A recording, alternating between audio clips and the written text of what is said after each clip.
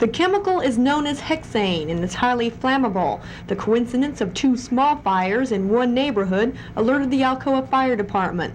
They and the local civil defense did some quick checking to determine exactly what they were working with. They took a reading with a meter, explosion meter, and determined that it was a flammable gas mixture. From there, we contacted the aluminum company, which is nearby.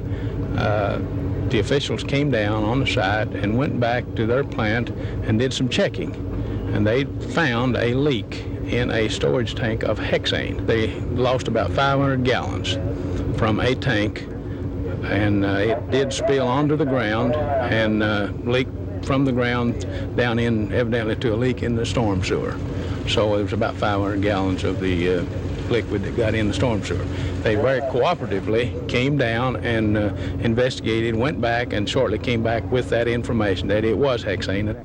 Area schools were then dismissed and residents were moved to Springbrook Gym. Electricity and gas were shut off in each empty house. Mary Moorhead and her husband Lance of Ramsey Street were the first to discover the presence of hexane in their basement. We opened the basement door and there was this mysterious broom on fire that my husband had used to swish water around on the pavement outside the night before, and it was on fire, so he took the broom and put it over in the sink that was down in the basement, and it just blew up, and then that's all there was to it. I understand your neighbor behind your house also had something happen. What happened to her? Well, I think it was about 10 minutes after we had this blow up, then we heard a kaboom back in her house, and apparently she had a pretty big explosion in her basement that got her real scared, so she came outside. Paul Hicks said there is no instrument that he knows of you can use to see if hexane is on your property, but there is a strong lighter fluid smell, as we smell here today. But although it's highly flammable, it's not toxic.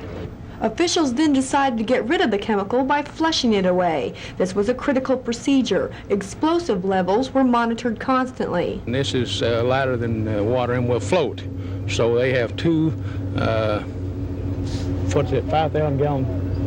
No, two 500 gallon. Two 500 gallon pump tanks, and they will be able to pump this material, it's floating on the water, and then they'll take it back to their treatment plant at the North Plant. The aluminum company's doing that with their trucks and their people.